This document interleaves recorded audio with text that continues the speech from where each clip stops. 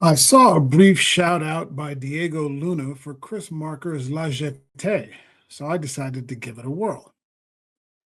It's a 28-minute science fiction short film, and by the time I got to the end of it, I realized that Terry Gilliam had ripped off the entire premise for 12 Monkeys from it.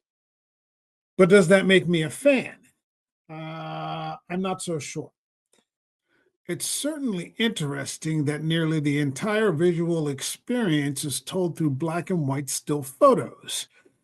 None of the characters are given names, and that 1962 is the earliest date I can recall for a post apocalyptic film. I'm still not sure that's enough, though. Did I mention that there's no dialogue as well?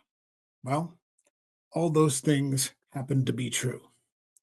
Now, the story is set in post nuclear war France, where survivors live underground and are subject to experiments by doctors who are attempting to send them through time to find resources.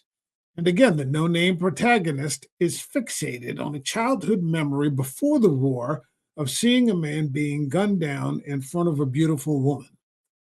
Using that as a starting point over a series of weeks and countless experiments, the man travels back and finds the woman he's looking for, starting what could almost be considered a romantic relationship.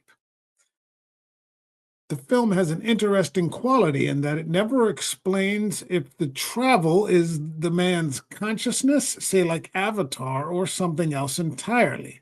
Now, again, that's both a positive and a negative, and that sometimes not answering every question could be a strength. But in this case, it makes the story feel intangible.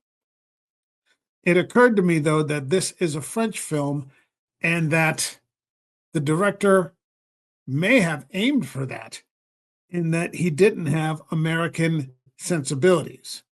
La Jetée is first class minimalist storytelling with a very detached style and as many unresolved questions as I've encountered in a long time. It's a bold masterclass in doing a shitload of filmmaking with very little.